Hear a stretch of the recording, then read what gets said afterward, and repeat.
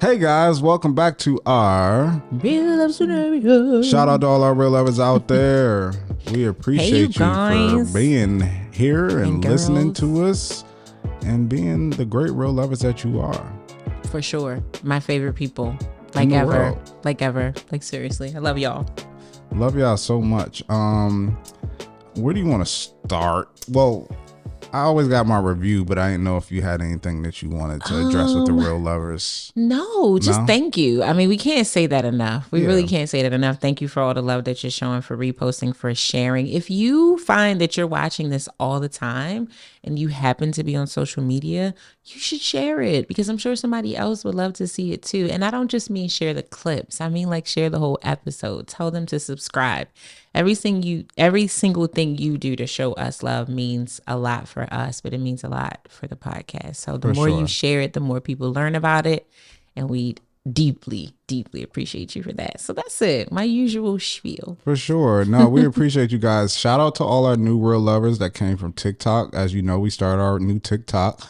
And thanks to our great new social media manager here at Relationship Restored, Alexia. She's been doing a great job. Shout out to Alexia. We grew by like 1,000 followers in like a day on TikTok. So we're getting our way up there. You know, we're making a presence. We're TikToking. And for millennials, you know, that's not an easy thing to do, because that's just... It's a lot of work over there. It's every new platform. I know before us, everybody was on MySpace, and then Facebook came out. Then when Facebook came out, it was Instagram, and then Snapchat had a little run. Vine had a little run, but now Snapchat is still Snapchatting. It's still Snapchatting. It is. It's a lot of stuff out here. It's a lot of stuff. So, yeah, it's a lot to keep up with. But we're on TikTok, and if you came from TikTok, we appreciate you, and thank you for joining our Real Love fam. Welcome. Yes. You're here. Yes. And we love it that you're here. So we're super excited. And speaking of our real lovers, I want to read our review for today. Make sure you write us a review, please. But this is from Christy Joanna. Hey, Christy. And like I said, I tell people all the time, sometimes I got bad memory. I might have read this one. Even if I did, it's all good. It's all good. Twice as nice. It's a 5-star review. It says, love. I've been listening to you guys for quite a few weeks now, and I love it. I'm going through something with my partner, and I don't know. I feel so sad and down at times. I've been in a relationship in the past, and I'm his first girl ever. We've been together for 2 years now. We live together, but I guess because he's inexperienced, we've been having a lot of relationship issues. I need your advice. Well, you should definitely. This is the show. Right for you. in. It was like I was sitting here like, I feel like this is like a scenario. I feel like this is like a scenario. For sure. So definitely write in whenever you get a chance. But one piece of advice is just, you know, when you deal with someone who hasn't been in a serious relationship before, you just got to be patient sometimes. Understanding, adjust your expectation level to understand like what comes with being in a relationship with somebody like that, because it is going to be difficult. It is going to be frustrating because there's a lot of things that they don't understand or never experience, or things that they have ideas of how things are supposed to be, but until they're actually in something real, they don't know. We all had to learn. We all had a first at one point, you know, a first something at one point, and we had to experience it and learn it. So if you feel like the person's a great person, you're happy, they're happy, but there's just moments of frustration, just be patient, give them grace. You deserve it. Encourage them when they are doing the right thing. Hey, this bug is like, he want to be on the show so bad. Yeah, we have a little gnat in the room that wants to be a part of the Real Lover Gang. Chill. Actually, not even part of the Real Lover Gang, wants to host. Yeah, clearly. The show. Set the extra mic up, please. Right. Dang. What if it just landed on the mic? That would be hilarious. Yeah, that would not be hilarious. Your mic, not mine. No, I mean like we set a mic out and it just sat there on the mic. That would be funny. And this little bug voice, can't hear nothing, but no, we don't need that.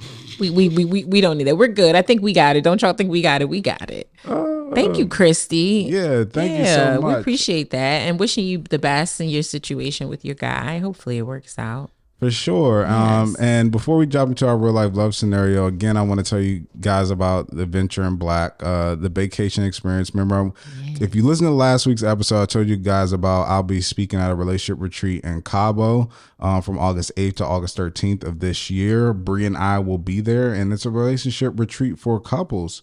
It's a lot of fun. There'll be a lot of different experts there that'll be talking about a lot of different things, but it'll also be a time to where you can have fun. There'll be different excursions. There'll be different activities. So it's not just learning the whole time. You'll also get to enjoy yourself and put those things that you learn to practice. And the cool thing is that just for our real lovers, with this amazing company that specializes, it's called Adventure in Black because they specialize in black travel. But you'll be able to get $1,000 off for the month of April for this trip, and you can do payment plans and all that stuff for it. But if you want to hang out with Bree and I and just enjoy some time in Cabo, just make sure to go to adventureinblack.com or Adventure in Black's Instagram, and go to the vacation experience and then type in Real Lover when you check out. And then just for our real lovers, you get $1,000 off for the month of April. So just make sure you do that. And if you have any questions, reach out to them on the site, or you can reach out to me via DM and I'll help point you in the right direction. So. And if you would like to go on this trip with me because you're just interested in becoming my bae by August, you can visit me at Ronnie Cakes on Instagram. Slide in my DM. I thought of a new segment. We're going to do that. Especially, we're going to get this membership, the Relationship Restored, this membership, so we can have a lot of stuff. But another thing, since Rhonda right now is still single at this point. It reminds me of boxing when somebody like wins at the end. It's like, and still the reigning heavyweight champ of the world. Some things haven't changed. I'm okay with it, but hope he's on the way. We should have like a Rhonda hookup segment that every week, y'all give candidates, and then we can read them in front of Rhonda and like, see like, if this like, what do you think? Wow. Right? We'll think about it.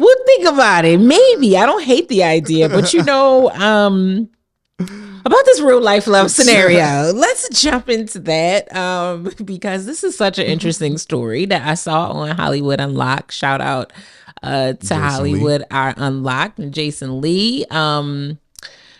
Very interesting. A Colorado couple did the MyHeritage, like that kind of lineage testing to figure out like where you're from, who your family is, and all that good stuff.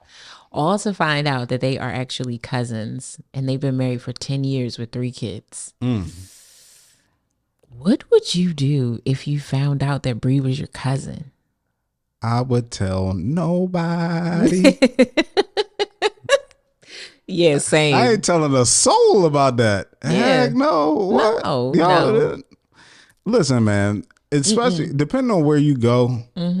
Like, for instance, all my family is from 2 different areas, which I feel like first, a lot of black people, Carolinas, like I got a lot of family in South Carolina, Sumter to be exact. And then my dad's side of the family is from Jacksonville. Yeah.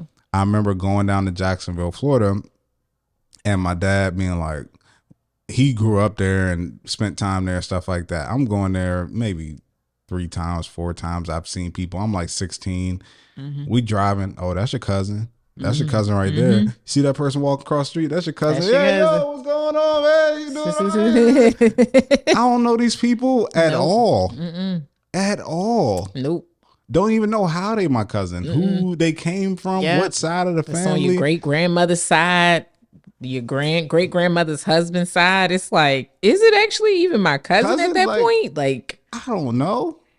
I'm with you. I'm not saying anything, especially if like our kids have come out like healthy. Yeah. To me, that means that we're pretty far enough removed that, so what? Because I'm not going to be like, oh, it's my cousin, I can't stay married to him. No, he was my husband first. I didn't find out about the whole cousin thing until later. So I'm going to go with the husband and we just not going to mention it. However, if my kids have had like, and I'm like not trying to be funny, but sometimes incestual relationships create birth defects in children. Yeah. And so if my kids have had issues, like it was like autistic. Yeah, I'm not saying I would leave him, but I would just be like, well, I mean, damn, at least we probably got a idea why. Why? Yeah, at least we know that, We do. We didn't know, but now we do. Well, this is the thing, is that cousins are like the flakiest name designation of the family name designation. It's like the lowest level. It's like the lowest, like less lowest solid connection level of like anything. It's like it's the most diluted DNA connection. For sure. It's like you got mom and dad, grandparents, brother, sister. But when you start getting a cousin, and first cousins is one thing. Like first cousins, that's like your mom's sister, your dad's sister's kids. Like, and most people with their relationship, like you could almost look like your first cousin, and people would think that you and your first cousin are like brother and sisters because y'all share a lot of the same traits. My first cousin Bubbles looks like my mother. To me, she looks more like my mother than I do. Oh wow. That's my uncle's daughter. Yes. So that's how that works. First cousins, and maybe we should even do a different name for first cousins, because that's just But when you start saying cousins, I mean, let me tell you how many cousins I got. I don't even know. Like, especially when you get down the line. So let's go grandparents, right? Because older generation. My grandmother was one of either 13 or 14. That's my grandmother. Right. Which means all her siblings had kids.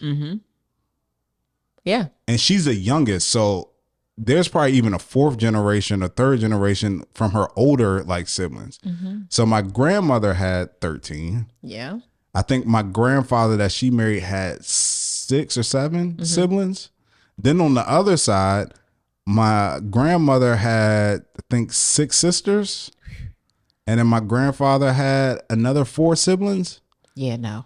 So you're talking about between both sides, that's like 20 something great aunts and uncles that I have, which means the cousins probably double the amount of like come on now, like it's impossible, like damn near impossible, especially if your family is still in its town, its original town. It's like, y'all, it would be like, it's one thing knowingly going into it, but still, even if you did find out and you're just like, so we threw Uncle Junior's married stepdaughter sister, like that's how we cut, like like nope. And especially like when you do those test things, it's like it probably is something like what you're saying. It's like my great grandmother's sister's child, and that's how, and that was your mother's mother. It's like, boy, because if I don't know your cousin, if I don't know you, my cousin, then we probably ain't close enough. We're probably not. We're probably not. You're not a first or second. Yeah. Now, be clear. We're not saying go out here and like make your family members a part of your dating pool or your dating options. But if it happens, but I say this is the check. If you don't know and your mom don't know, and if a grandparent's around and they don't know, then you good. You straight. Because it's like, even times I've seen like people on my social media be like, "Oh, I see you, cuz," and I'm like, yeah. Well, you know that's your cousin. And then I send it to my mom, and she's like, "Oh, that's so and so's daughter," or something like that. And I be like, "Oh, okay, so you do."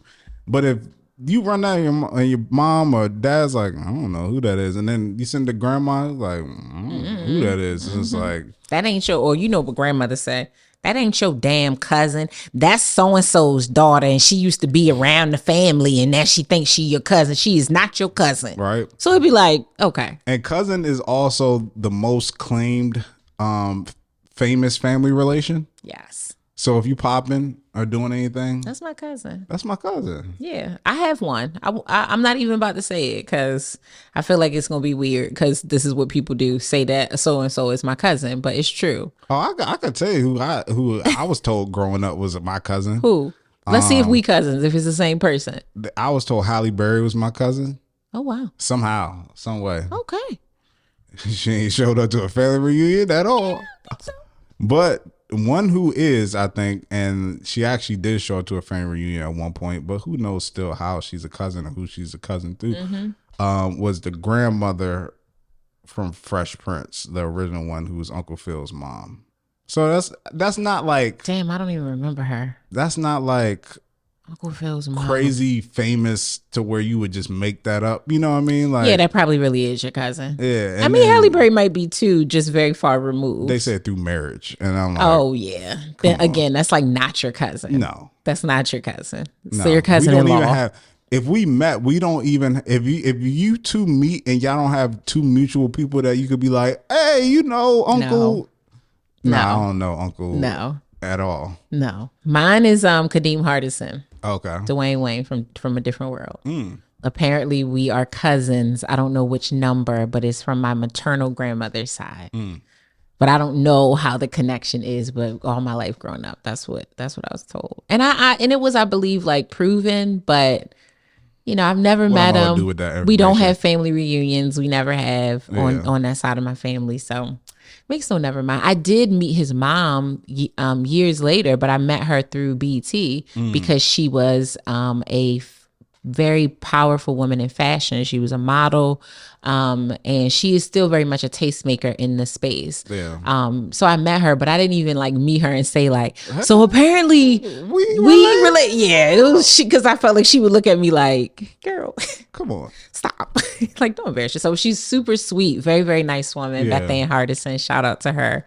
But I don't really know. But yeah, good luck to y'all. Stay married. Don't nobody care. Yeah, we don't care. Don't share it. That's cool. This is what it is. The fact that it's on Hollywood Unlocked, you probably shouldn't be.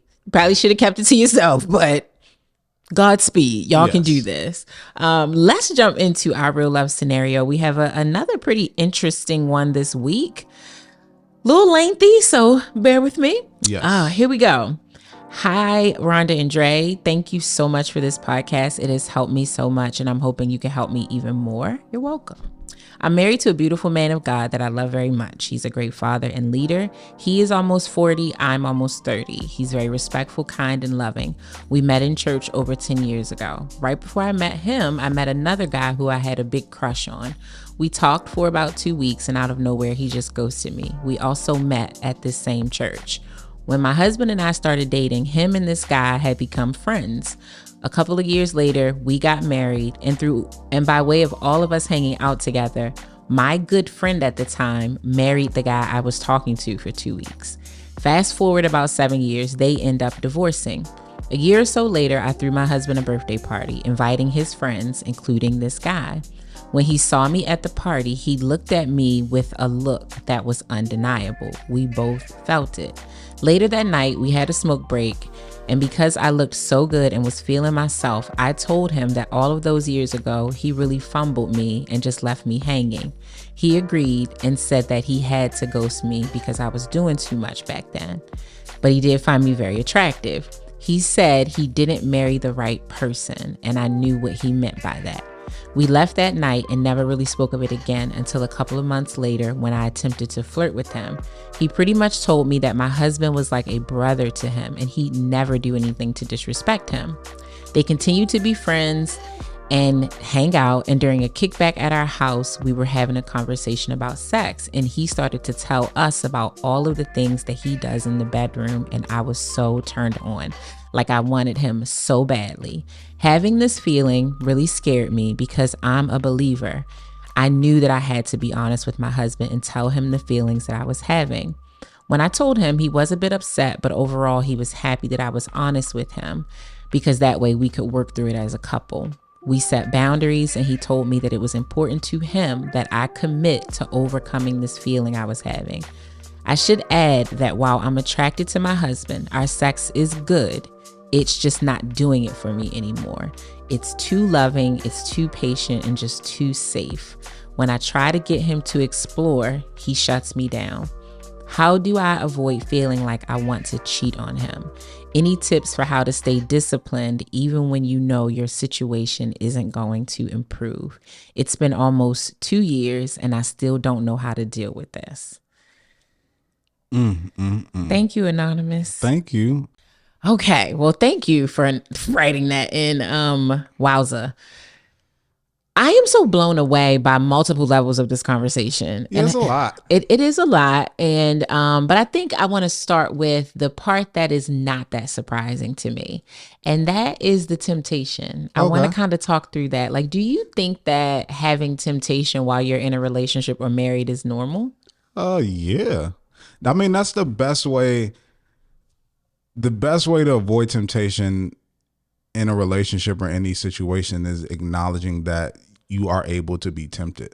I feel like if you think you're invincible, then that's the easiest way to get hurt, right? If you think that a car can't affect you, or that a bullet can't affect you, or that that's how you normally get hurt. Like if you want to walk out in the middle of the street because you think you're invincible, you're going to find out real quick that you're not. Yeah. Or if you think that you're invincible or untouchable from like a bullet standpoint or something like that, or a lot of people even in the street who do certain things, they think they're untouchable. Nobody would do this to me. No.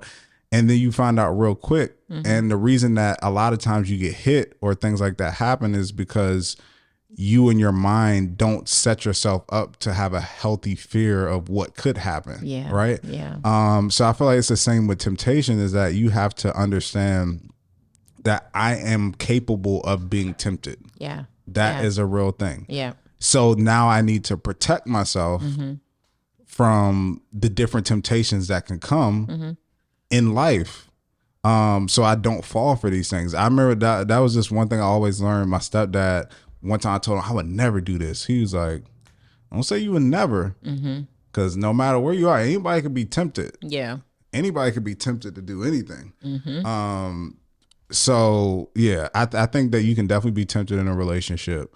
I think the biggest thing is just putting yourself in a position to minimize that. Yeah. Or putting yourself in a position where you don't have minimizing or, not being tempted at all. So yeah, you could definitely be tempted though. I think that's very normal. And I love it that you said like, kind of the best way to manage it is just to anticipate it. It's going to happen. Just because you are now in a committed relationship doesn't mean you lost your eyes or your ability to see things that you find attractive or people that you find attractive. Like, of course, you picked your person and that's who you said you want to spend the rest of your life with, but you're going to go to the store, you're going to go to the mall, you're going to go to work, you're going to go to places where you can't control the other people that are going to be there. And of course, you see them and you might be like, damn, he looks good. Or you have this passing thought that like, if I were single, I might be interested or open to talking to this person. So I do think that it's very normal to be tempted. It's really about managing the temptation. It's really about making sure that it stays right where it is and that you're not trying to go past that because you are committed to someone and you agreed, especially if that's your arrangement, that it's just you and them. So you can't pursue this. Yeah, I think you have to, when it comes to the temptation, you have to also like understand that I think we sometimes have an idea in our head, like, no, I'll say this, is that a lot of times we think we should know the consequences to every action and what should always be the outcome. If this happens, this will happen. If this happens, then this will happen. But if this happens, then this won't happen. I think a lot of us think that if we are full or happy in our relationship, then that will mean that we won't be tempted. And that's an issue that a lot of people have. It's like, I want to say by a show of hands, but nobody's here. If you're in the car working out, raise your hand. People in the gym going to laugh at you. Somebody driving next to you might laugh at you, but it's no matter where you are, just raise your hand. Just raise your hand if this is you. But how many of y'all ate for taste? Like you are still full, but you keep eating. It tastes good. Because it's going to taste good. Cannot throw this away. Like, or you like aren't really that hungry, but you see something and you like, dang. Yeah. Or the famous saying, like, are you hungry? And people say, I could eat. You're not hungry. You're not hungry. Nope. But if the right thing come along, you might be like, dang, that looks good. Room for that. Or have you not been hungry at all or not want anything? Or somebody be like, you want something? And you genuinely say no, like I'm good. But then you see that thing that they walk in with and you like, let me get a piece of that. Let me just get a little piece. I know I said I ain't want none. I really don't. Just let me get a little piece. Right? Yeah. Or you won't eat all that. So it's like, just because you're not like, just that temptation of cheating or doing something doesn't just mean that you're unhappy in your situation or that you're not being fulfilled in your situation. Like sometimes you can be fulfilled, you can be happy, but there are attractive things that come along that make you still be like, that piques my interest. Yes. Or I wonder what that could be like, or I wonder what that would, feel like. So that's why when it comes to the healthy fear of, having a healthy fear of what could happen or understanding temptations, realizing that, it doesn't just come from people who aren't happy in their situation. I think it's just a human thing. It's like a human you're thing. going to have it. It's really okay. I think with the point that you just made, how like the temptation, your mind wanders, like you start to have this imagination of like what it could be. Yeah. And I think specifically in this story, that is a really big part of that for her. She talks about the guy who, she talked to for a couple of weeks. She said that she had a really big crush on him. Like she really liked him all those years ago. And they only talked for a couple of weeks, right? Like nothing really happened. They didn't sleep together. They didn't do anything. And just to clarify, I did speak with this real lover to kind of get Rhonda some got the deets. Yes, to get all of the details, because I feel like it is important for the story. Because I was like, well, maybe in those 2 weeks there was some intimacy. 2 weeks is enough time to have sex, to all the things. But she was super clear that like they had not. It was literally just phone conversations. I remember watching an interview with Jay Shetty, who I love, and he talked about, I'm sure it's called something. There is a science, a chemical thing that our brains do, where we get so attached to things like the unknown. We start to create pictures and images of what could have been. And our brain shapes those things positively. Our brain tells us that although it stopped right here, your brain says, had you kept going, it would have been fun, sexy, spicy, nice. We would have had the perfect marriage. We would have been so good together. Your brain automatically imagines the best case scenario. And then you get locked in on that best case scenario when the reality is you have no idea like what's going to happen. And rarely does it actually happen like that. I think that's a thing for her. Like, yes, you were attracted to this person. Yes, it ended abruptly. And so the unknown has you thinking that, oh, that could have been so amazing because he's attracted to me and I'm attracted to him. And it's like, or it could have been really bad. And you too could have been divorced from him just like your friend is now. What do you think separates those people, though, who can make that distinction? So let's say you have like game shows, Price is Right, stuff like that. Do you want this $15,000 or take what's behind door number 1? Yeah. And it's like some people are like, know it's money, but I gotta know what's behind the door. And then you got a what if it's $20,000? Like then you got a vacuum cleaner set or something like that. And you're like, damn. Wow. Yeah. But then some people make that practical and they're like, listen, I'm gonna take what I know is gonna be there, and even if I miss out on something, like that's fine. At least I know. Like, what do you think is the distinction between those people who look at a situation and go with the unknown for what they feel like it could be versus the people who are more settled in reality and saying this is what it is? I don't know if it's like what it is specifically, but I just think the world can almost be split into 2 pockets. People either fall into the category of like extreme optimism or optimistic people, so they believe and they're dreamy and all those things. And then there are other people that are just extreme realists. They are pessimists. They often see either what it is for what it is, or they see it for the worst. Yeah. Some people are okay with high risk, and sometimes high risk comes with high reward, but it can also come with high loss. Using your game show example, people watch these shows and they've seen where people have chosen what they didn't see and it benefited them. So that's why they think, well, that could be me too, right? That's possible. It's so possible because I've seen it happen before. Yeah. Again, whatever that is called that Jay Shetty was talking about, it's something that literally most people make it positive. Most people are like that. Less people are matter of fact. Less people are like, nah, it could be a bad thing. So I don't know what it is. I just think a lot of us are really optimistic and have like dreamy minds. So I feel like she's in that space with this guy because it never really got off the ground. It never really went anywhere.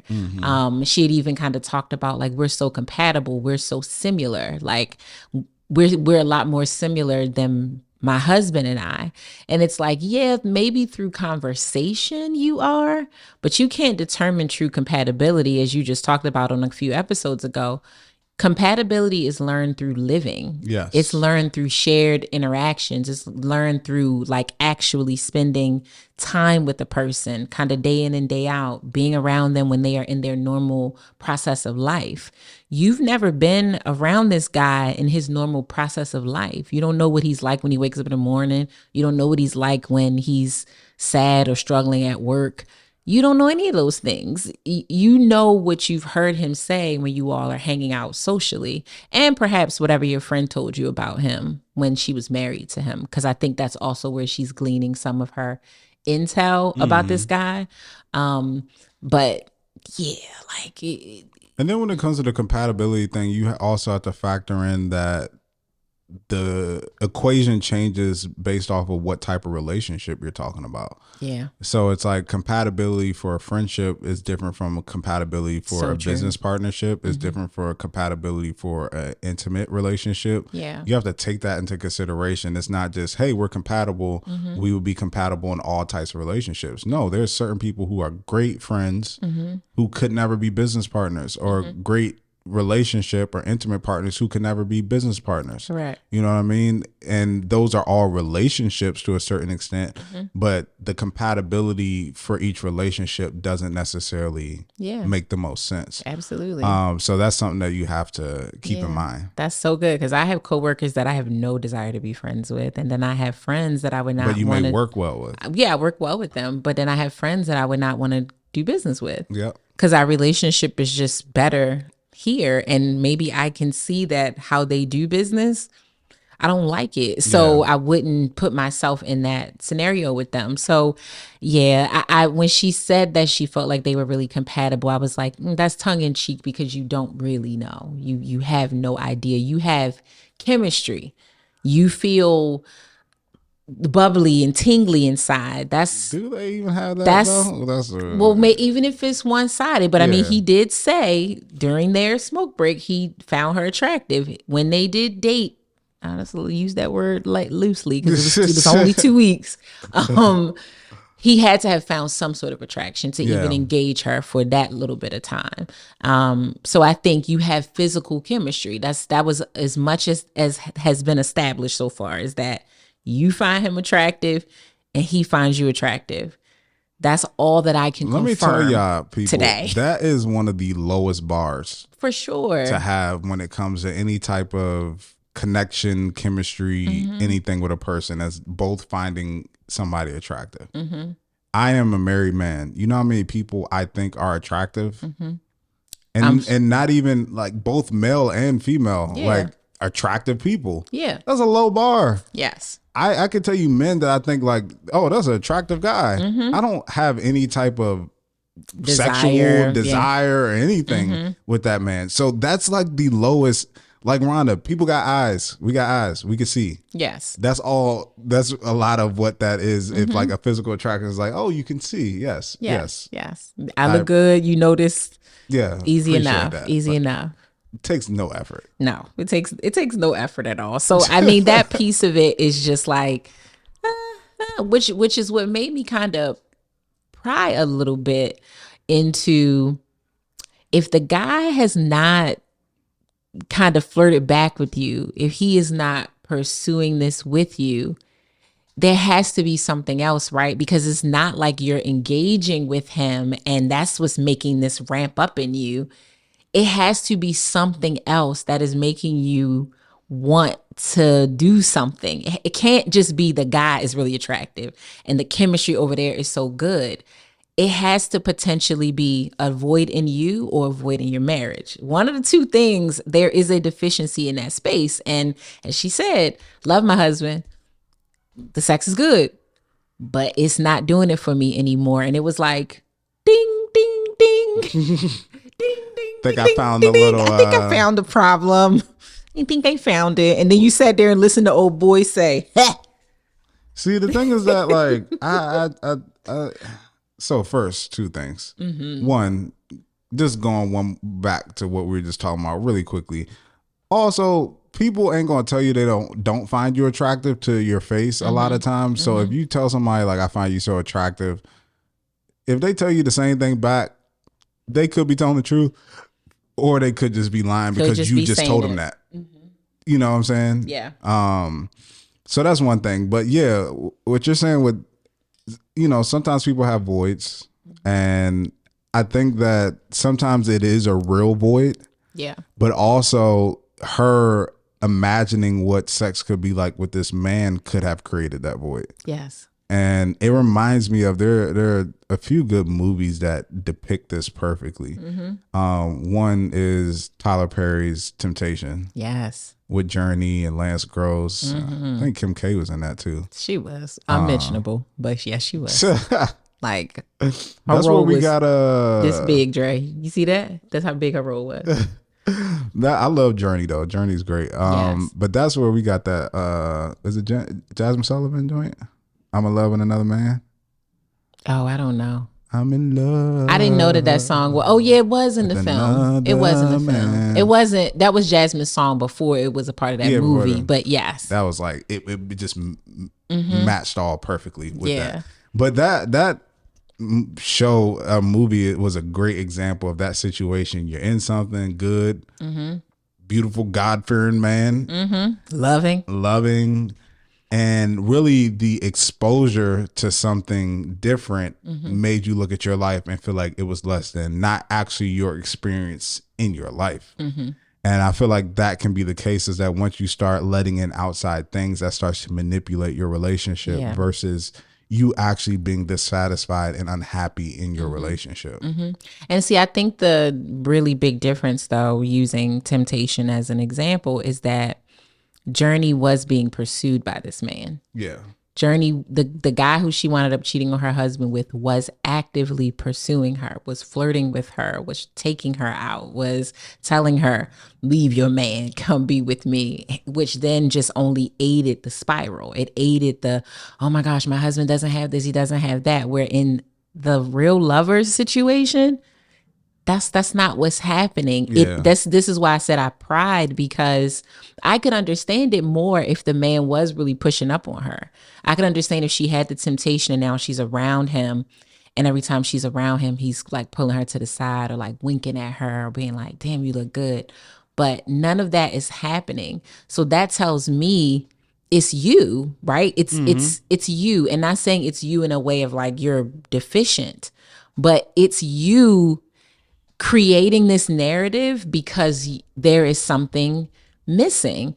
And I think it's so unfortunate that, like she said, in her marriage, the sex is just not doing it for her anymore. And she can't really get her husband to understand that, because he shuts it down when she tries to have these conversations with him about being a bit more explorative or trying different things, or doing a different position or whatever, that he's just like, well, that's not loving sex. That's not how I want to have sex with you, because I just love you too much. I sorry guys out there and girls who feel this way, but if your partner, your life partner, right, is telling you that like, I am not sexually pleased or I'm not sexually pleased enough. And I would like for you to consider doing some of these things to help me feel more sexually pleased. And you say to them, no, or no, because it's not, I don't feel like that's loving. How you going to tell me what feels loving to me? Yeah. Like I'm not saying it's an easy sell, but I'm saying it's really unfortunate that you would shut your mind off in that way when your person has built up enough courage to come and tell you, hey, I want us to try this. And there are limits to what trying this looks like for everybody. If you're into bestiality and expecting another person to be cool, but you want to have sex with a dog, you know, that's no. It's a no for me, dog. It's just a no. But if your person is saying like, sometimes I want you to pull my hair, sometimes I want you to slap my butt, and you like, no, that doesn't feel loving. It's like, what I say? What did I say?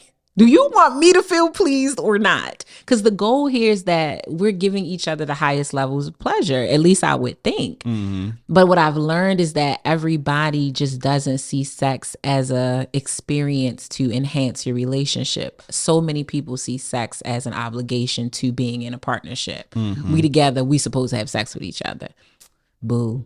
I don't like that. Yeah. So I hated that she's in that little spot with him. And I would love to give her some tips as we, work through the scenario a little bit more, maybe how to reapproach that conversation with her husband. Because if he can't grasp that, as much as I love it that y'all love God and you are a believer, and she even said to me, I would never cheat on my husband because I believe I would go to hell if I did. I fear that if you don't figure out how to work through this deficiency, that temptation is going to get the best of you. Mm-hmm. It's why you've reached out to us for help. I mean, because it's already getting the best of you. So at one point when we were talking about this and we read it, I thought that, okay, maybe the lack of performance by her husband is the reason that she feels this way. Mm-hmm. But then as we learned more about her story and everything that she was going through, I do not think it's that per se. Okay. I think it's, like you said, it's her in this fantasy that she built up in her mind, because even when she was having a smoke break, I think she said something like I knew what he meant, basically. Mm-hmm. And it's like, he ain't even say nothing. He said, I married the wrong person. You felt like, you? Yeah, he did not specifically say he should have married you. You are assuming that that's what he meant. Exactly. So it's like you are creating this thing in your head, and you're imagining that there's a better sexual experience than the one that you have, mm-hmm. just off of experience, just off of what you feel like you've been hearing and what you mm-hmm. feel like you've heard from maybe your homegirl or something like that. Mm-hmm. And I, although maybe there are things that her husband could be doing better, or things that maybe with the frequency he mm-hmm. could be more, doing it more frequently, mm-hmm. anything like that, I just feel like she has an internal thing that she needs to figure out as to why her mind is going to these places and creating these narratives that don't even necessarily exist in real life. Mm-hmm. And like you say, your temptation a lot of times it's really about you and not your partner. Yeah. It's like you are going to be tempted, whether your partner is firing at 100 or firing at 50. If you're going to be tempted, you're going to be tempted. I appreciate, speaking of her partner, how mature this man is, because I don't think most husbands, boyfriends, men would have received this in the way that her husband received it. And I would love to know your thoughts on, like, do you feel like he's genuinely just this mature? Or do you feel like he's really cool about it and is like, okay, babe, well, I understand it. Temptation happens. Let's work together to help you overcome this. Do you feel like that's genuine, or do you feel like he's saying that because he might have some things going on and he's like, okay, nope, I get it because I'm outside myself. So I'm gonna answer that, but I want to say one more thing on temptation mm-hmm. to hopefully help our writer in. Mm-hmm. I don't know, anonymous, yes, and all of our listeners, is that like, temptation really comes down to like being a discipline thing mm-hmm. of resist. That's what resisting temptation is being disciplined. Mm-hmm. And I talked about how, like, sometimes when you're full, you'll still want to eat, and how like being full doesn't mean you can't get tempted. But I think that it really shows up when you are in a situation where you are hungry mm-hmm. and maybe you said like, hey, I'm going to fast for 7 days or for a whole day or something like that. Or I ain't going to eat meat for a whole week. Mm-hmm. Like, and then you start to see meat and you start to see all these things come across. Like mm-hmm. that's when the real discipline like shows up, to see if you can like really resist temptation. Mm-hmm. So in this situation, it's just like, I just want people to keep that in mind, that it's always, you struggle with it when you can struggle with it when things are good, mm-hmm. but it's really, really tough when, things are hard and bad. Mm-hmm. And that's why it's so important to surround yourself with things that are positive and keep your mind off of those things. Like, if you're trying not to drink for a whole month, like you might want to remove yourself from situations where alcohol is, or around the people who you consume alcohol with, or the activities that you normally consume alcohol with. Mm-hmm. So when it comes to resisting temptation, the surrounding people and things are so important. Even like we talked about, you look in the Bible, that first story of Adam and Eve, like you can't eat from this one tree. And it's like, yeah, in the story, Adam says, oh, Eve blamed me. But it's like the influence from somebody else is kind of what tempted the other person to then consume. So it's like, you need to make sure your surroundings are what they need to be, because your surroundings a lot of times dictate the life that you're ultimately going to live in, you know, in your life. So just keep that in mind. But is he that mature? I think that he could be, because I don't think that's a situation like, oh, I'm already doing my thing, you can do your thing, whatever. Because I feel like those people be the people that be the most insecure, and they get like pissed off about that if they heard that, right? But I feel like somebody in that situation who would be like, all right, I know this dude, that's my boy. So I already know where his head at. The conversations that we have about chicks and stuff like that, like, you ain't, nah, he ain't messing with you. Like, I already know that ain't the case. Yeah. But I think he could look and be like, all right, this is my marriage. This is the woman that I married. Temptation is a real thing that people have. Yeah. Unfortunately, it's with my friend and somebody that we both know. But what are my options here? Do I want to get divorced? No. Do I feel like she can actually act on this? No, because I don't feel like my homeboy would do that to me. So the best way to work through this is support her and figure out a way to work through this. Because honestly, although she may have this type of temptation, she may not be acting different or like showing her husband less attention or anything like that. Like she may just be her normal self, but has this desire, but doesn't switch up how she is as a wife, or I don't know if they have kids. Oh, she says he's a great father. How she acts as a mother, like nothing may switch. So if he doesn't see any switch up in her behavior, and then he knows that the only possible temptation is his homeboy, like one of his best friends, who he knows like he feels like he can really trust he could trust, and that he doesn't have any desire for his wife or anything like that at all, then he's probably like, maybe this is a phase, like she'll get through it, she'll get over it, like it's fine. And it sounds like that is exactly what he thinks. And when I first heard that part of it, I was like, that's interesting. I didn't know exactly how to feel. Initially, I think my knee-jerk reaction was, I don't know if he's that mature. Maybe he just doesn't care that much, because if my wife is telling me she has attraction for my friend, and then she's telling me that my friend told her that he too found her attractive, I would be agitated with both of them, that like y'all were even having this conversation. We were married at this time. The fact that you and him had that direct conversation would be of concern to me, because if you're my homeboy, even if you find my wife attractive, I don't want you saying it to her in that way, especially in a private setting. I don't. Yes, of course you can find her attractive. I will hope so. I surely think she's fine. And I know for men like it when any other man thinks that their lady is fine, even if it's your brother. If your brother be like, damn, she bad. Men don't think that's crazy. But it's different if you then sitting somewhere with my wife and it's just the two of y'all and you like, you are so attractive. Yeah, no, sir. Please don't do that. Because that now I'm thinking you taking this thought a little too far. But when I kind of, like I said, her and I talked. So when I kind of like dug into it, she said that, my husband is truly a God man. Like he is after God's own heart. Like he is so spiritual and he really understands the difficulties of life. This is also his second marriage. Like he was married before. And so he loves me and he's a man's man and all of that. But he does see our marriage as like, this is it. And so of course challenges are going to come up and I'm here to support you. And so when she talked about the boundaries, her husband was like, you're tempted by my friend, right?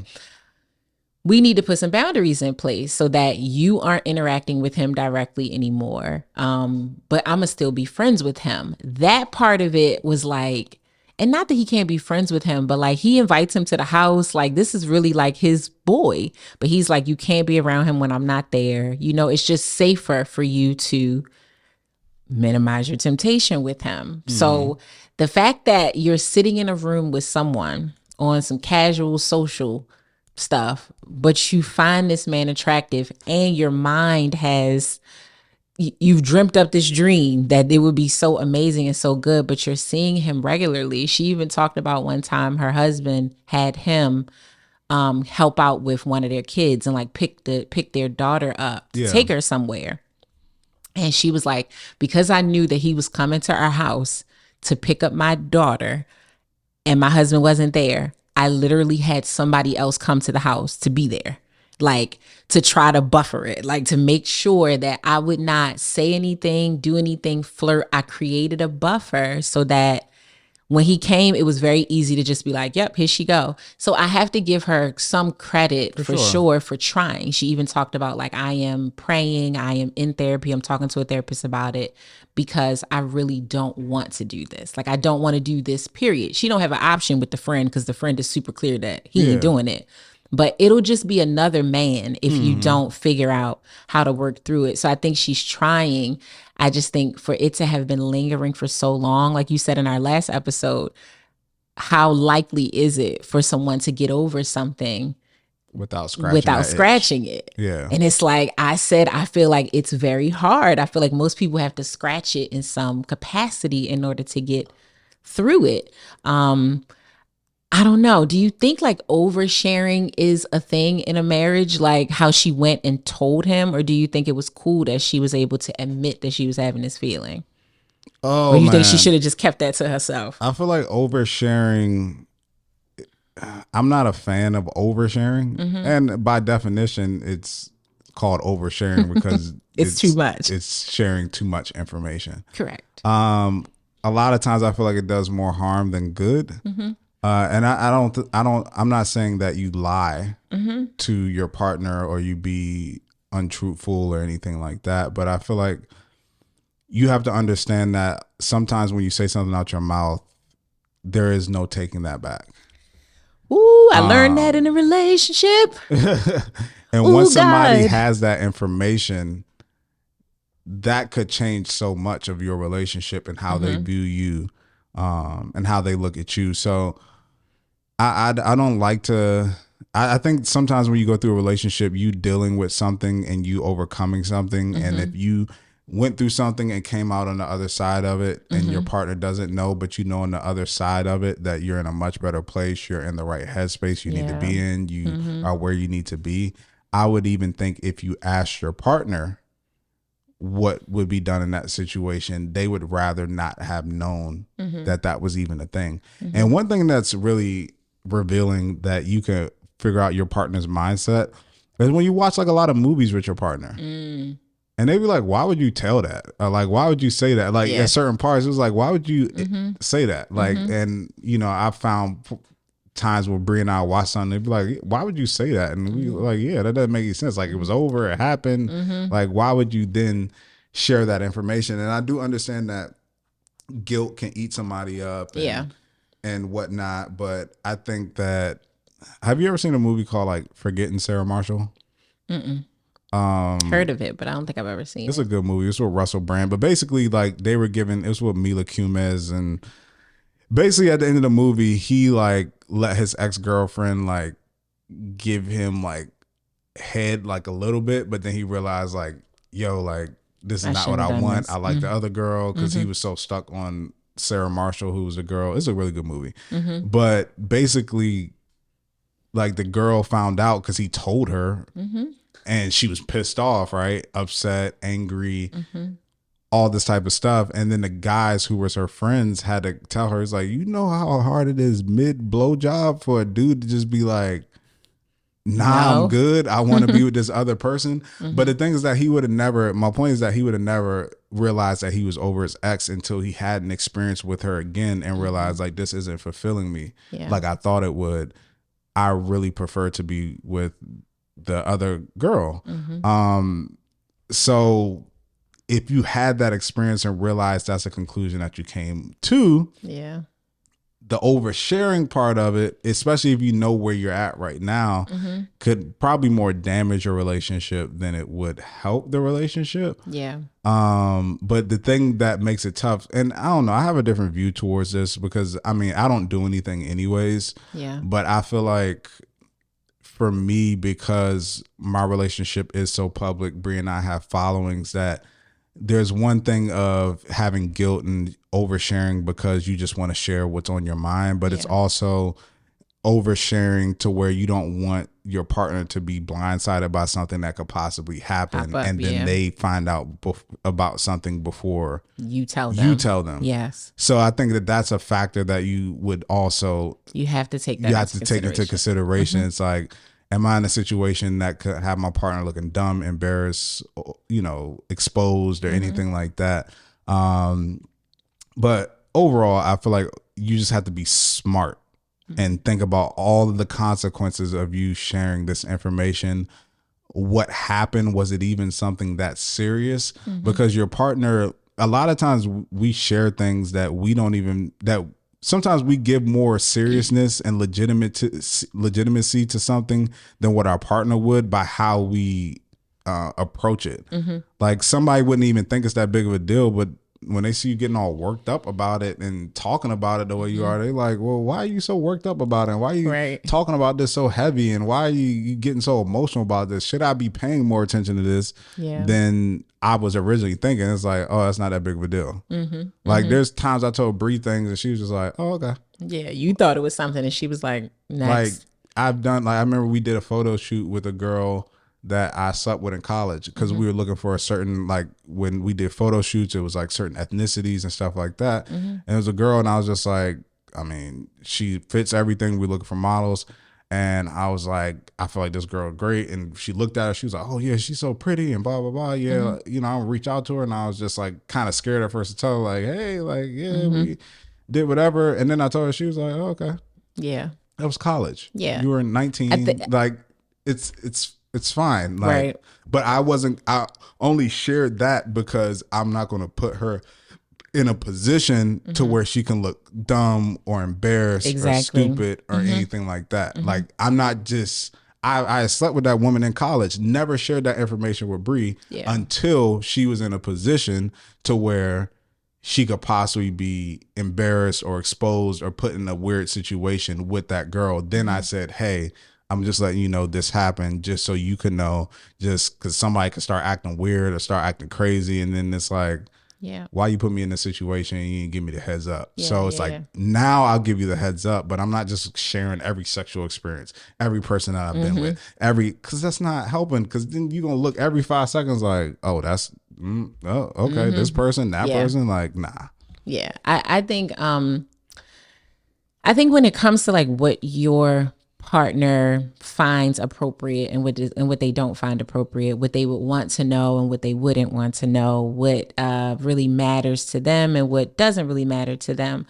I think everything that you just said, the kind of bottom line of that is you have to learn the person that you are in a relationship with. There is no sure answer to that question, because just because Bree doesn't care about something, well, John could be married to Jane and Jane does care about that. Jane wouldn't just brush that over. Jane might feel a certain way about it.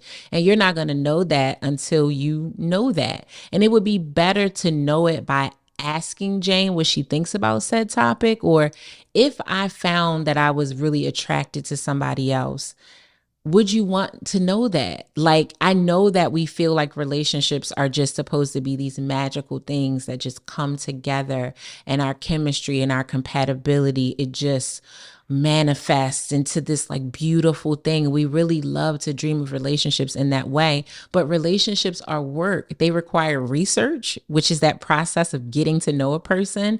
I challenge people to write down questions that are important to you to understand the answer from the person that you plan on being with. Because if you don't ask those questions and you just wait for the situations to happen, oftentimes that's too late to realize that, like, damn, we're not going to be able to get past this. We're not going to be able to get over this. And now we've invested 10, 12, 20 years into a relationship, 4 kids, 3 rental properties, all these things together, all because when we were just dating and kicking it, I didn't take time to actually try to do some research and learn about what makes you tick, what makes you happy, what your hot buttons are, what your deal breakers are. You know how many people don't ask their partners, what's a non-negotiable within this relationship? What could I do that would make you feel like we could not come back from that? Yeah. You have no idea. You're just assuming that it's cheating. You're assuming that it's bringing home a baby. You're assuming that it's stealing money, or you're assuming that it's being a mama's boy. You don't know until you just ask. So I just wish more people, and I challenge the real lovers to, like, if you're in a relationship with someone, even if you're married to them today, even if you've been married to them for a really long time, if you've never really sat down and talked through these things, you should. It's foolish to actually think that your marriage or your relationship is never going to hit bumps that you two don't necessarily know how to manage, because you haven't even taken time to kind of do some research. It's like if we were going out on a camping trip, we would look up the camping grounds. We would figure out what's on those grounds so that you can prepare and know what you need to bring with you for said trip. Am I going to need wipes, or is it a bathroom on this particular camping ground that I can go to that has facilities for me to clean myself? Am I going to need to literally bring an axe to chop wood, or am I going to a camping ground where they already provide pre-cut woods? I don't have to bring an axe with me. Yeah. To me, it's no different in relationships. You have to do some research, inventory with your partner so that you know the possibilities. Things could change later, but at least you know the possibilities, and you can say before you even walk down the aisle, yeah, no, that's not going to work for me. Yeah. I ain't going to be able to do this with you, because if that's a deal breaker for you, then we might as well stop now. So I think that's the challenge. That's so real. And when I think about the oversharing part to it, when you were talking, it reminded me of like precedent, like when it comes to like, it's used a lot of times when you talk about like law and things like that, like setting a precedent. And for those who don't know what that means, I'll read the definition. A precedent is an earlier event or action that is regarded as an example or guide to be considered in subsequent similar events. So I say that to say is that sometimes, like, you may open up a new thing in your relationship that somebody feels like it's okay to start sharing.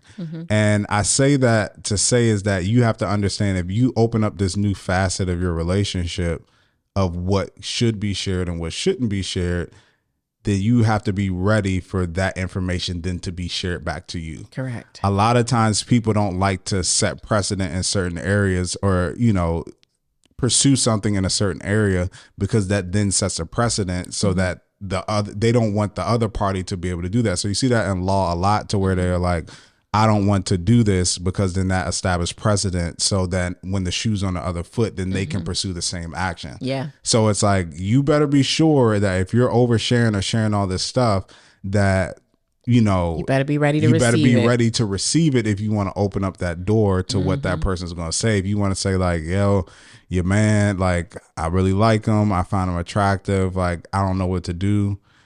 Well, since you mentioned that, your sister, like, and she was rubbing on my thigh when we was at, then you start opening up a door, and not saying that you wouldn't want to know that stuff, but understand, like, even what we talked about last episode with the Monique thing is like, I'm interested in girls, and the husband like, whoa, I've been thinking about doing stuff with girls too. Like, so now what? like, once you open that door, then you open it both ways. Like, Yeah, you the door don't- is open. Yeah, you don't just open it from your side, you open it up to, you know, both sides. And then for somebody in this situation, particularly, who may not even had a desire for other people, or really like shunned away from that, they may think like, okay, so is it okay now to have this type of desire for other people in our relationships Yeah. now? Like, Yeah. like, maybe I'll start to be a little bit more lax and open myself to be like, it's okay to have this desire Yeah. for people in my relationship like this. And it may very well be. It's like my mom told me all my life, there is nothing wrong with asking for what you want. You only gonna get one of two answers. Yes or no. Closed mouths don't get fed. I don't care what saying or little cliche you come up with. You have no idea what the possibilities are until you open your mouth about them. I agree that you need to be prepared to receive back feedback. Yeah. Right. The openness of conversation it should be a free flow. yeah, But you have no idea how much your partner may have just been waiting for you to say it, right? Because they're scared that what they're feeling is going to cause you pain or hurt. They may feel freedom in you being honest about something that you really like or something that you really want. I hope that when God gives me my person, that he is really shaping this person to be exactly what he wants him to be for me, but also understands like what he needs to be for me, not just what I would want for him to be for me, because those are two different things. I need someone that is into conflict resolution. I need someone that is patient.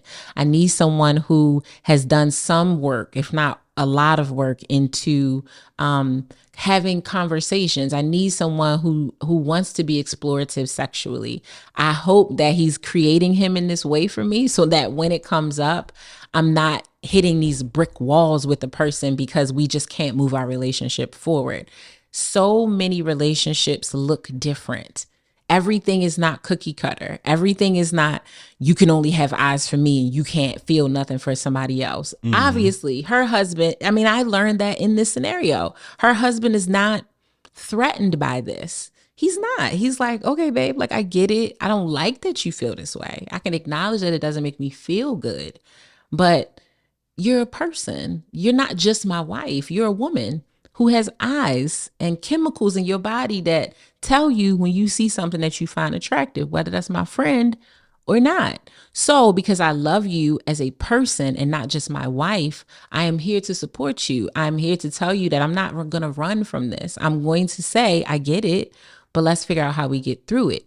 The stopping point, unfortunately for him, though, is that some of the support that he can give to her for the temptation is in fact being a little more open to what their intimacy looks like. And that might be a separate conversation that shouldn't be combined with this, but that is a real factor. I mean, but it might also be a thing that is super combined with it. That could be part of the issue. Yeah. That maybe what he values when it comes to a priority list of what his wife brings to the table in his mind, sex is not that high of a priority for him. That's fine. That he sees how great she is as a mother, how great she is as a spouse, which, hey, people, contrary to popular belief, even if you have sex every day for 2 years, for 2 hours every single day, that's only probably like, I think like 4 or like 8% of your life. It's not a lot. You don't have sex a lot of your life. A lot of your life being married to somebody is just living with them, being with them,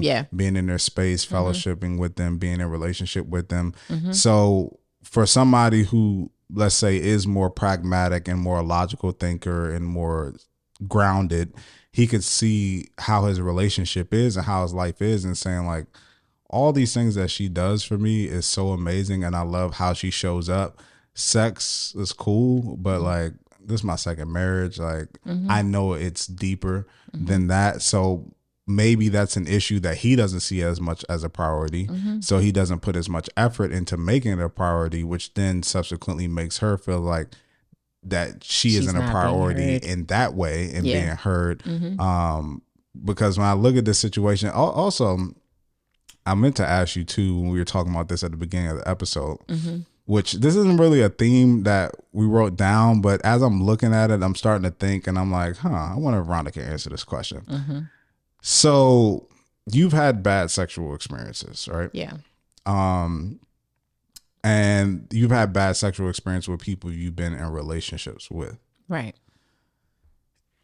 Do you think there's anything to this 10-year age difference thing that could lead to like a sexual incompatibility like thing? Possibly. I mean, I think all things are possible, surely. I think it's though less about age and just more about mindset. I said this on the episode about I think ED, the guy who claimed he had ED or did have ED, that I've heard of men who they start to change how they view their person because she became their wife. She went from the girlfriend who Oh they yeah, had you this don't be smacking sexy, around like yeah, you had yeah. this sexy hot thing with her when she was just a girl, but then you married her and it was like, oh, now you're my wife and I can't do those things that I did. Or then she becomes a mother and you watch her parent your kids and you're like, she's a mom. Like, I can't be like choking her and like snatching her hair. There's some sort of shift that happens for some guys. And according to her, that is kind of what happened in their marriage. That when they were just dating and they didn't have, it was fun and it was doing fun, whatever. it was sexy, it was blah, blah, blah. And she said she brought that up to him. And he said to me that I was not having healthy sex with you. You may have enjoyed it, but it was not. Looking back retrospectively, the way I was looking at you, the way I was thinking about you, the way yeah, like, he was like, I was angry. I was kind of rebounding from my divorce. I was just getting some frustrations out and all of these things. And perhaps that's why the sex was a little more spicy at that time, but I'm just not in that mindset anymore. And so I think, oh, that is it's hard because you don't want to say to your man, well, listen, I'm gonna need you to get frustrated about some shit around here, okay? I'm gonna need you to get mad about something because I need that sex back. There has to be a way to be able to communicate that, like, I get it, I respect that, and I love it that today you value me in a way that you want to have healthy sex with me. You want to have a healthy mindset when we're being intimate. But you so can. that's what I said. Who wins out in that? I don't want to do that, but you're requiring me to do that. But you saying you need that.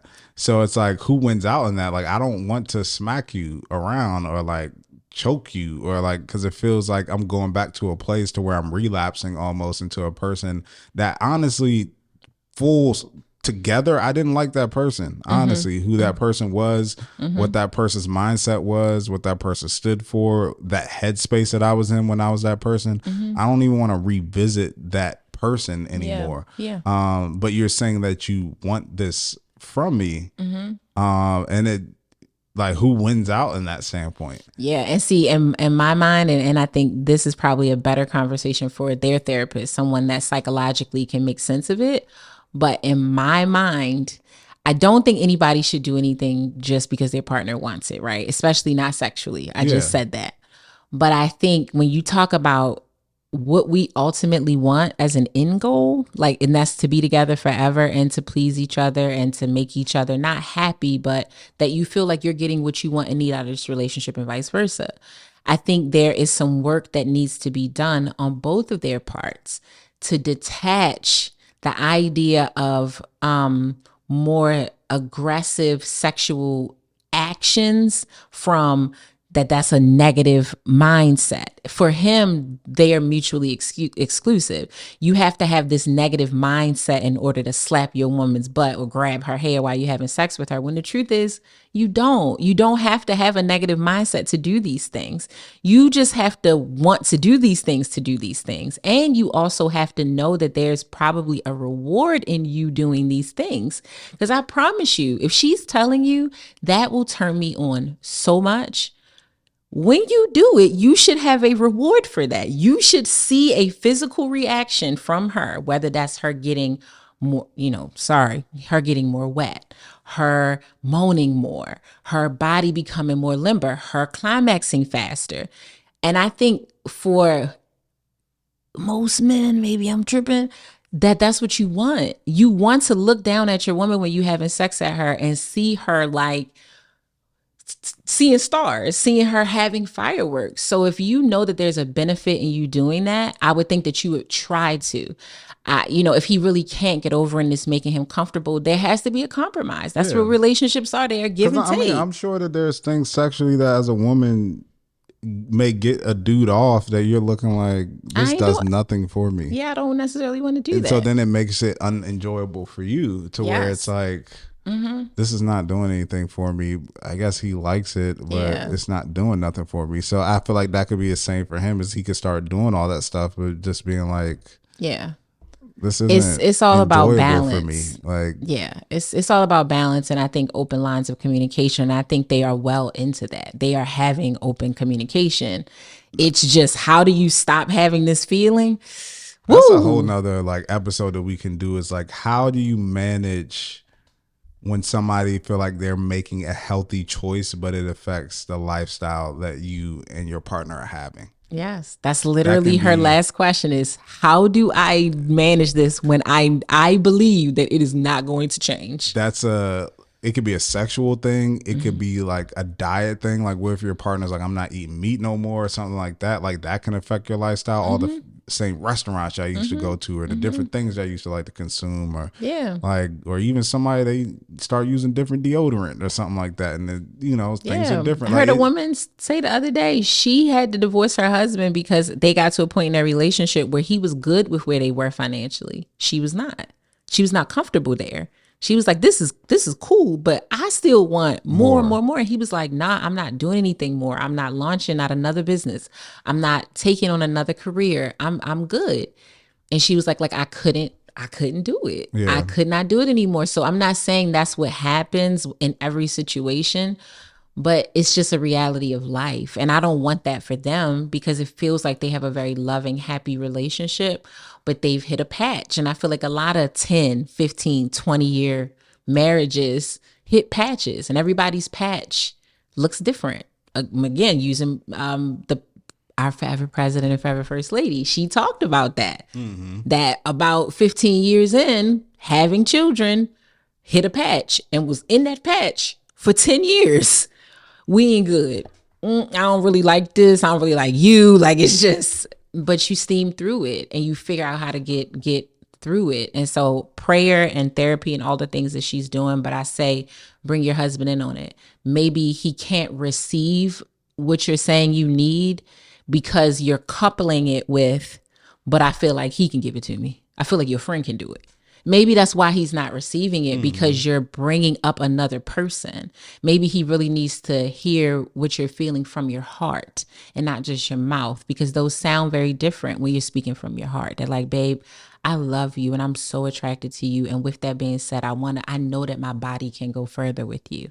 And I want to be able to have better orgasms with you. The ones we have are great, but I know that they can be better. I want to be able to do things to you because I believe that I can even give you a better orgasm. Like, can we just start small? Can we just try this? Sometimes you have to really say, like, I feel like I need this. I feel like this will make us stronger. I feel like it will make us better. And I just always want us to get better. Not just, you don't do that. And your friend said he eat toes. He lick toes. And you don't lick toes. Come on now, that instantly put somebody on a defense. Instantly. Yeah, I mean, so yeah, I agree with that. And I think that you can have conversations. I don't know, the sex thing, and I know the mindset that you are in sometimes, where you can be very aggressive with a woman, and it's like almost F you, I don't really care about you type of mindset. And I understand if he's like, I ain't trying to go back there.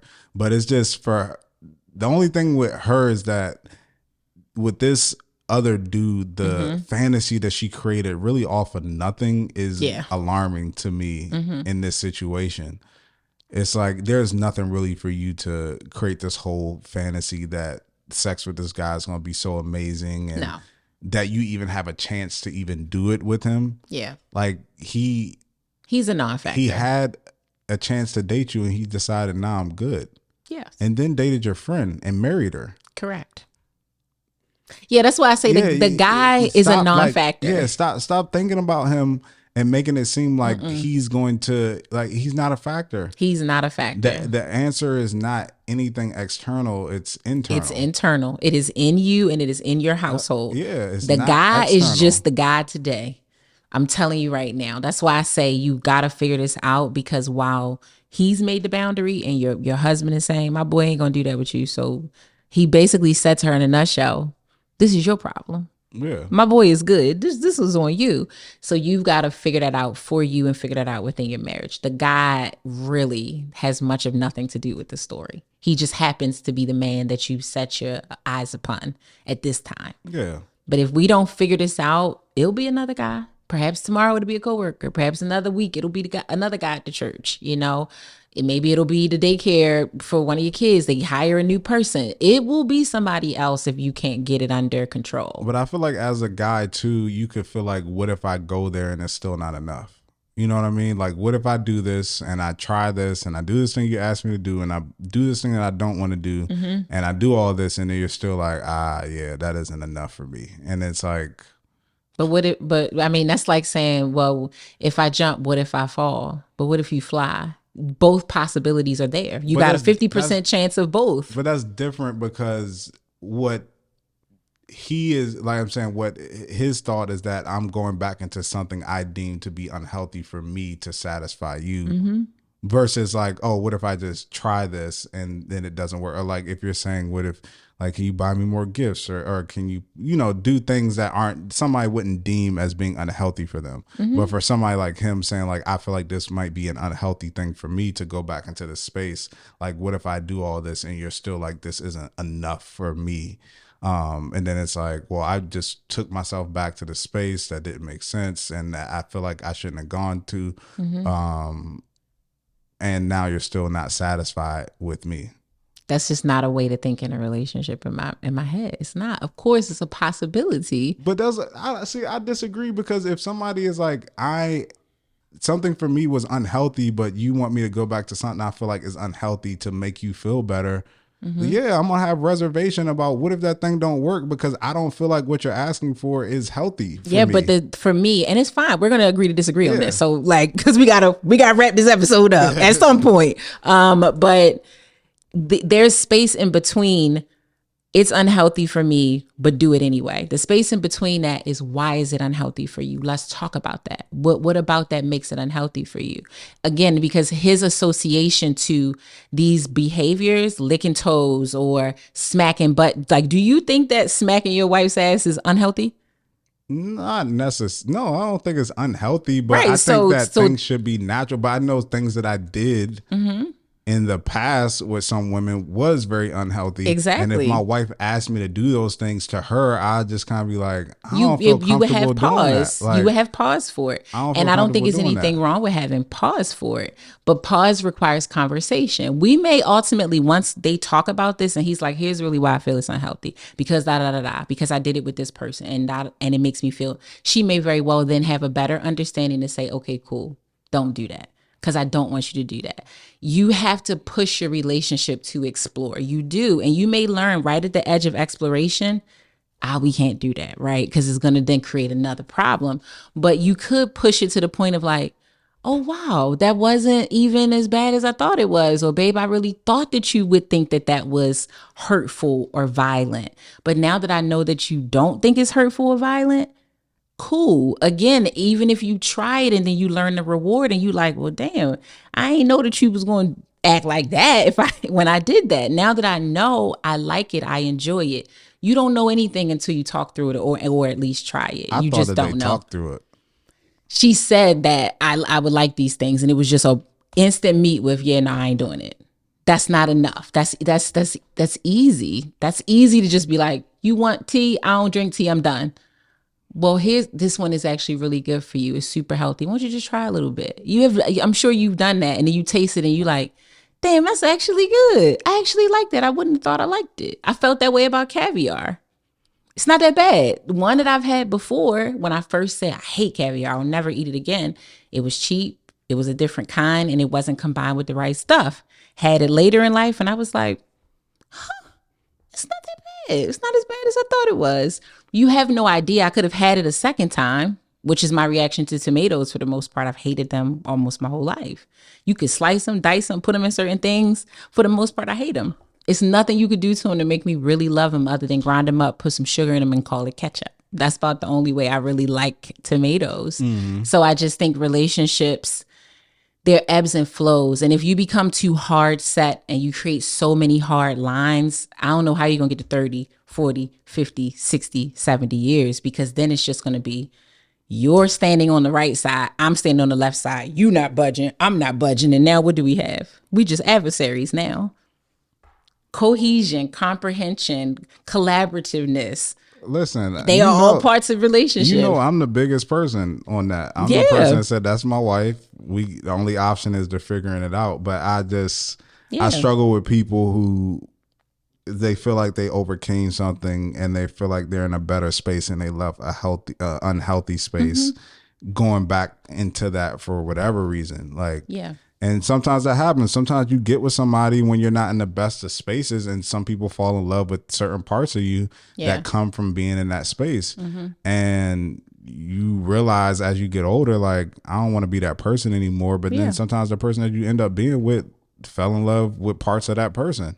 And in order to keep that person, it may require you to either for them to grow and for them to accept the new person that you are, or for them to want you to go back to that person. But I feel like it's going to be an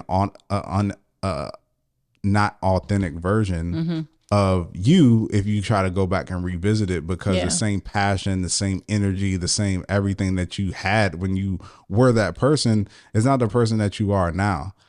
Because like he said, when he was doing those things, he was angry. He was like mad from his past divorce. Like, all these things were real emotions that were coupled into that experience. Like, trying to fake that, like, and try to make that something that's like trying to generate that, I don't feel like it's even going to come off as authentic. And I think there's a reason why she feels like it's not going to change, because she knows that's not the person that he is. So even if she's like, I need you to do that, I want you to do that, even if he does it, she's not going to feel like it's the same. And I don't even think that she would accept it the same. That, like, if he's talking dirty to her or like doing all these things that's like a little, like, you know, slapping her around and stuff like that, that she won't even feel like it's a real like feeling, you know, because it's like, that's not my man, that's not who he is. So I just, it's just, I understand adapting, changing, you know, talking, compromising, all that stuff, but going back into a space to where you feel like you were unhealthy and going back into that space to satisfy your partner, that's where I'm like, I don't know. It's tricky for sure. And I mean, ultimately she would have great company, because a lot of people are very unhappily married. So you would be in great company, because lots of people wind up getting into those places in their marriages where you're just at a crossroad, and now you're just there. Now it's like, I love him, he's a good person, he's God-fearing, he's a great dad, everything's cool. So marriage is, it's cool. It's cool. So you never know. But that's why I'm so glad that, I mean, one of the reasons that Bree and I wanted to wait for marriage is because I didn't want the foundation of our relationship to be built on that like, we were together for 3.5 years, no sex, and we loved each other, felt like we had a great relationship. We learned how to enjoy ourselves without that. So it's like, I didn't want that to be a foundational piece to where it's like there's some hiccups in that space that it's like, whoa, it's either we get this together or everything falls apart and it's done. That, you know, the relationship can be bigger than that, and that, you know, there's more to it than that, and we can find our groove back again and figure out what makes the most sense. But I think that that's also, as we talk about a lot, is communicating sexual desires and sexual like needs and stuff like that, is understanding we always want to talk about sex when it's not so good and talk about what could be better. But I think you should also discuss when it is good, what things you actually liked and what you felt like made it good, or what you know, enjoyed during that sexual experience. Because maybe if they had the conversation earlier in their relationship and they talked about what made it pleasurable for her, or what made, she may have said early on, like, I like it when you grab my hair and you do this and you do that. And like, so then she at least would have known that it was temporary, and that, once I might really fall in love with you and we only having sex at this level right now because I'm getting through a divorce, because I'm frustrated. Or maybe even if that's not like, maybe as he was phasing out the things that he felt like were unhealthy for him, maybe some things could have stayed to a certain extent if he knew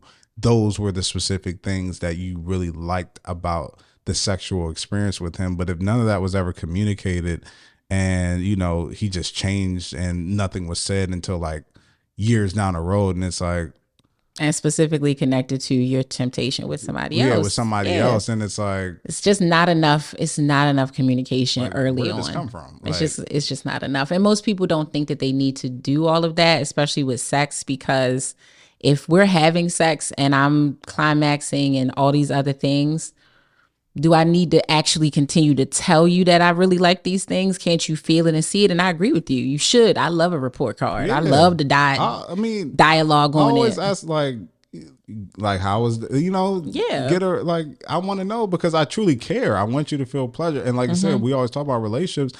Sex is the only thing you can't do with anybody else if you're in a committed relationship and you're committed to that. So it's important to get the report card. That's exactly my point. You are the only option, sir. Help me. Help me. Like, just help me. Like you're it for me. And I'm okay with you being it for me. I just need a little sometimes. It's like, and I won't equate this to the same thing, but it could be in somebody's mind. Like, what if, I did something a little illegal on the side and that brought in extra cash and stuff like that. But then I decided like, I don't want to be involved with that no more. I don't want to do that no more. But you looking like I just feel like we don't go as many trips as we used to do, or like I feel like we not having like as much fun or don't have the same experiences. And I love to eat out. We don't eat out as much anymore. And like this is cool and all, but I miss those times of when we could do that. And then it's like, damn, you want me to go back into this life? It's a bit of a stretch, but yes, it's a relatively good comparison. I'm saying that some people could feel like if he's such a God-fearing man, very involved in the church and all that stuff, he could take all of those emotions that he had during that time and how he had sex and equate it to the person that he was in that moment. And that could be as going back to be that version of who he was, could be as, much to him as somebody who felt like they're going back into a life of doing something like that. So I'm just saying is that, listen, take your husband to therapy with you, okay? We kept you long today, Lady Anonymous. I noticed you didn't say Lady Anonymous, but lady who wrote in, and you are anonymous. I think the honesty and the maturity that you both have already exhibited is really great signs that you have the tools. You just probably need some outside help. The good thing is y'all both wanted to work. That's half and I think I think it can work. More conversation, more patience. You're almost 30 and he's almost 40, and you all have been married for 10 years. So you married him pretty young. And you're this is your first husband. You're his second wife. And so there's some nuances here that you all just need to, I think, continue to talk through. Let the friend situation die. Continue to put positive thoughts in your mind to replace that. Continue to remind yourself that you want your husband and you want to stay with him and you want to make it work with him, and you won't let that situation impact your marriage. Like you want your man. And based on our conversation, I know that you love your husband and you really want to make it work with him. So just do it. If you want to write into the show, you know where to find us, relationshiprestore.com. Click the contact and you can write into our show or any of the shows on the network. And follow me on social media, Ronnie Cakes. That is Dre Smith. And Relationship Restored. Like, share, comment, all the things. Did I get out? Subscribe, write a review. Did I get everything? Do all that stuff. TikTok. Follow us on TikTok. Relationship Restored over there too. See you next time. See you.